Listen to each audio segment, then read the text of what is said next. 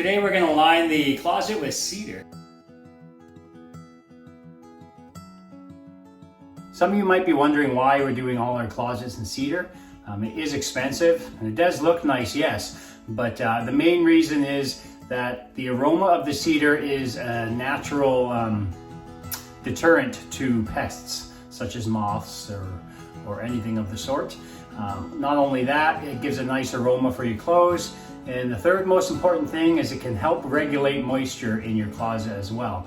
On the front of the closet we're going to have the louvers on our bifold doors, and the shelving that we're going to have in here is going to be wire shelving. That way the air can free flow all the way through this closet, especially since we're in Florida and it's quite humid here. It seems like the best bet to do. A little bit of prep work to do. So I've taken out the shelves, I've taken out the bar. It was an older house, so it was a bit of a pickle. I had to smash it all out for the most part. And then I scraped down all the surfaces of the drywall.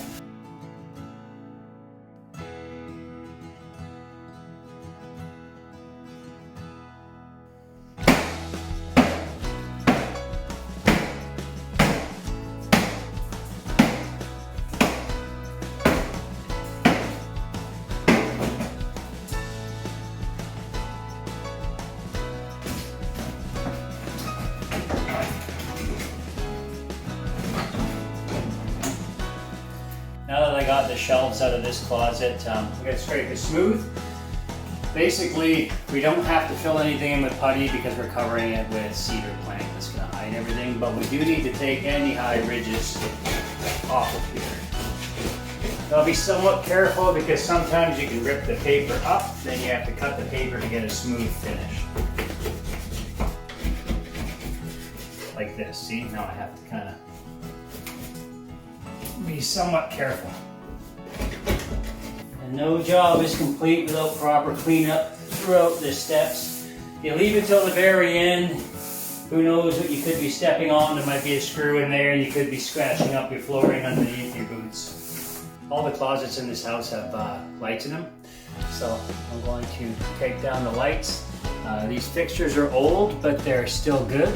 What I'm going to do is, when I take the fixtures off, I'm going to spray paint them and then put them back in, because nobody will see them at the angle that they're at anyways. Another reason to do this is we need to paint the ceiling before we put the cedar in. We could put cedar strips on the top as well, but I kind of don't like that look. I want the light to reflect off the white ceiling like it would in any part of the house. That way it lights up the closet a little bit better because the cedar will be dark and dull.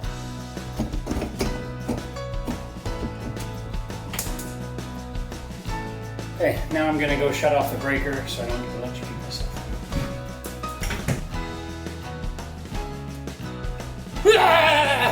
No, did I get you? A little bit. There you go. And I like to put the Mariettes back on just in case.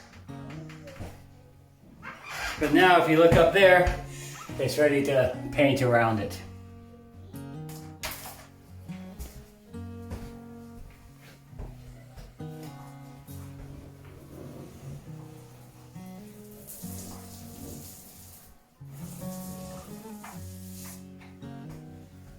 Usually I have poly or plastic on the ground, but such a small area and I'm going as slow as I can, that should be fine. Whatever I have to clean up, I'll just quickly clean it up with warm water and a rag if there is a mess.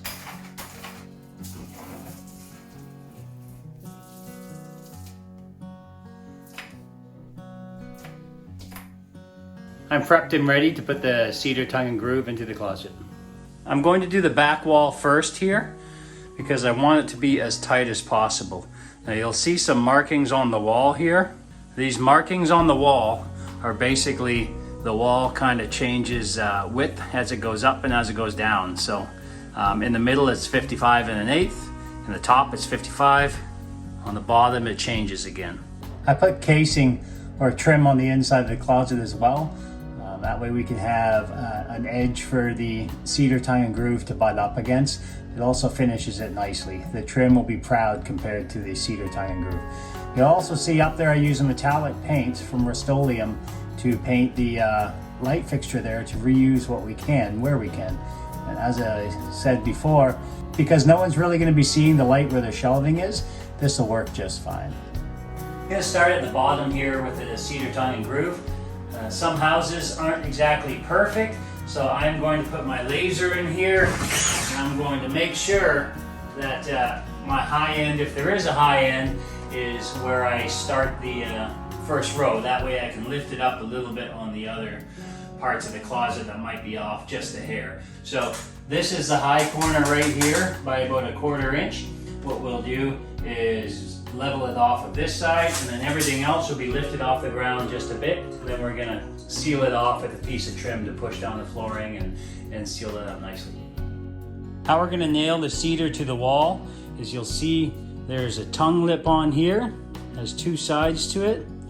So the first board will be a nail in the bottom once it's level, and then a nail right at an angle going in so that you can't see it, and the next board goes over top, the next groove goes over top, and it completely hides that little nail.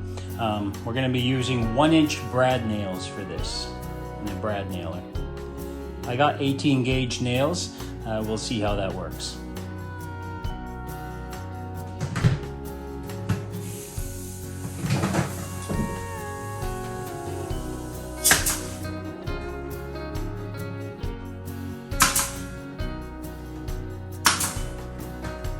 We got to make sure to find the studs throughout the wall. That way we have an actual backing to brad nail the cedar to.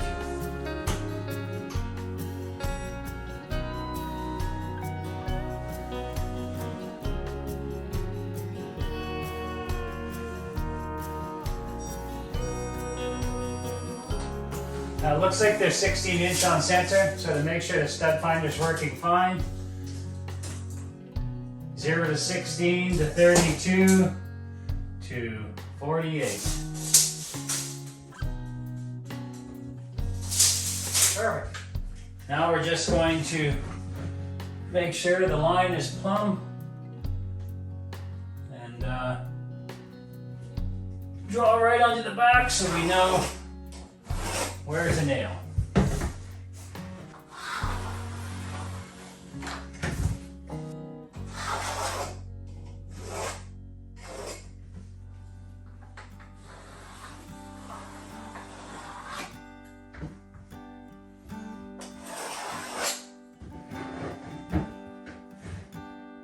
The tongue and groove cedar is quite expensive, so to make sure I maximize every single bit of the cedar here, I'm going to just cut it and lay it, as you see down here or here, where it ends up.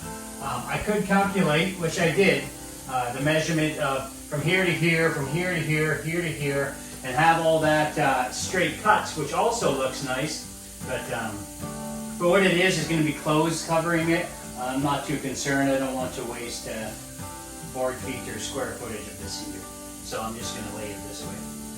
Wherever it ends up, I carry on. The good thing is that the tongue and groove, if let's say it ends up here, this is being held by the top board as well anyways because of the tongue and the groove. So it all works out good.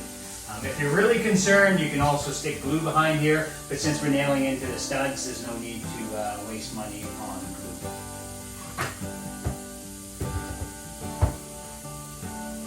You want to make sure that as you're going up, you keep checking your level of this, because with the small tongue and groove marks here, there isn't that much for correction if you get too far out of whack.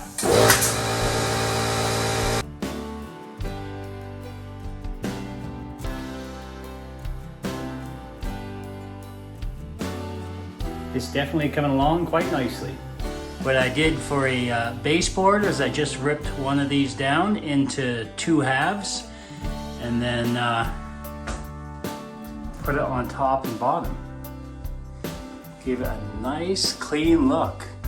I ended up going all the way to the back side, and this is the old light repainted with metallic paint and just cleaned the bulb for it.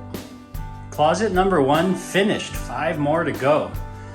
This cedar goes really well with the flooring. Look at the transition up there. we're at the point where we're going to be doing the clothes hanger rods and the shelving. Standard height for a clothes hanger rod is 68 inches, 5 feet 8 inches, and it's 10 inches back to center.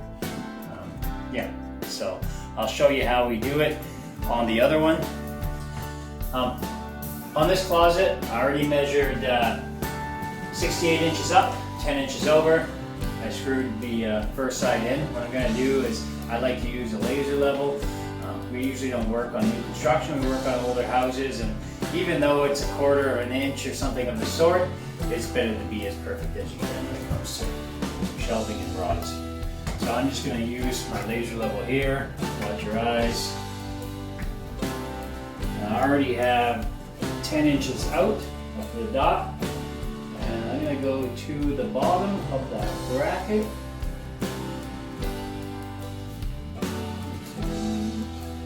Like so. Move. That's the bottom of the bracket. So if that is marked, here it is. Now I know this is where the bottom of my bracket goes. Center it to 10 inches out. And bring it down to there.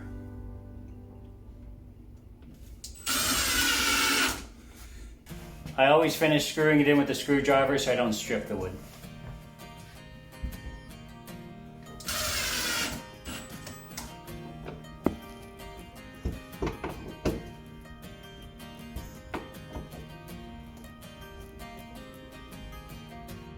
I'm about to cut the clothes hanger rod. I made sure when I measured in between the brackets that I put on, the holders, that it's as tight a squeeze as I can get in there. Tighter it is, the better it is. As long as you can lift it up to get it out of there, that's all that's important, but you don't want to slop around.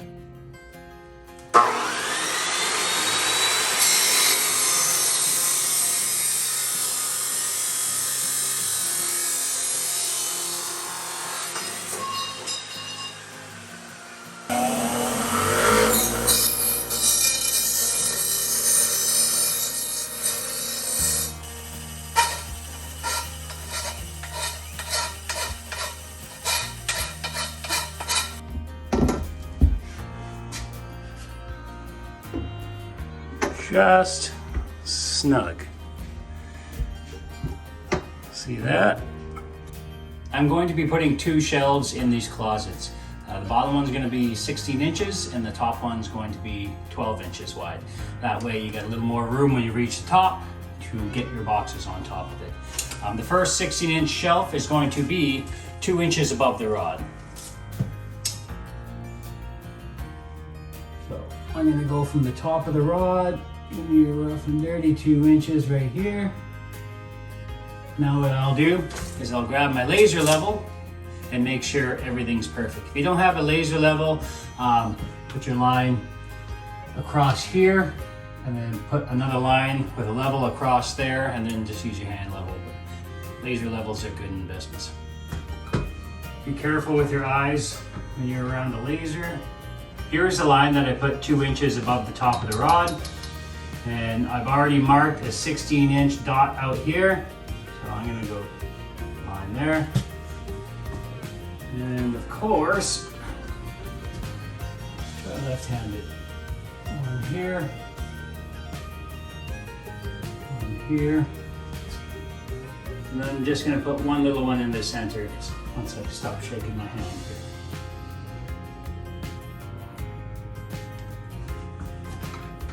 And now I'll do the other side of the closet.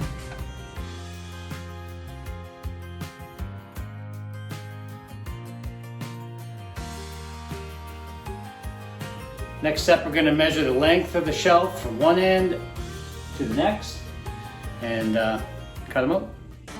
This wire shelving comes with a bunch of hardware and brackets, one of which is a little cap to hide the end that you've cut off.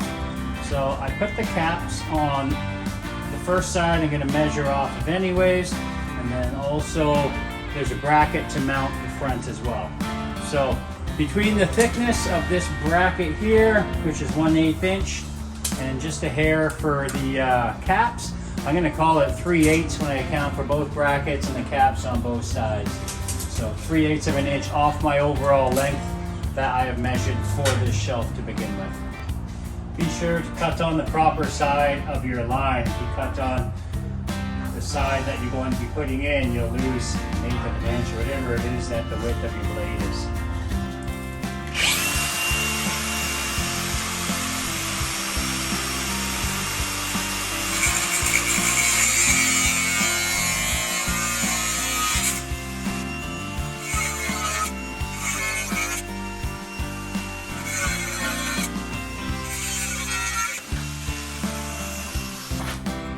Now we'll just clean up the ends and put the caps on. Before you stick the plastic caps on, make sure the metal has cooled.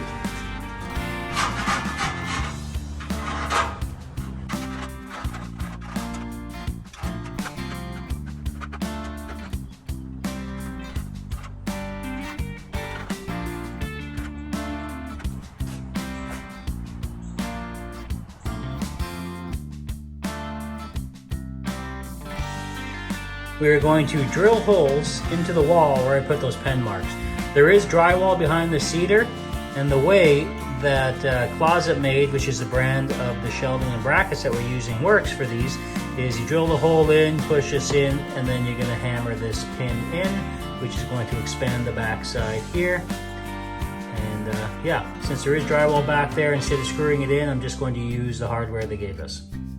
So the first thing we're doing to put on this shelf is that line that we drew with a laser level, or if you don't have one, you would have drew it with a handheld level. We put the back of the shelf to it and screwed these brackets all the way along. So we made sure to evenly space these brackets so aesthetically it's pleasing as well. So now that we have a perfect back line, we know exactly where we can drill our holes for these brackets right here.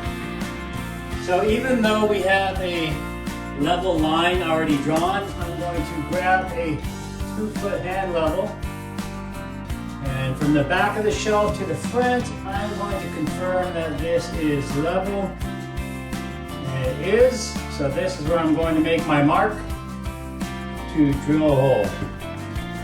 Now that I've drilled the holes for this bracket to go in the proper spot for the shelf, I'm going to mount it. I pull the pins out of these expansion pieces here, and we'll put the pins in after the fact. It's easier to hammer this in without the pin first.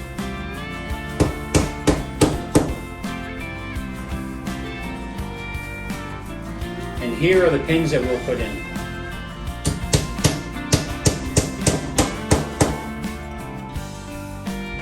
And now we have a perfect shelf.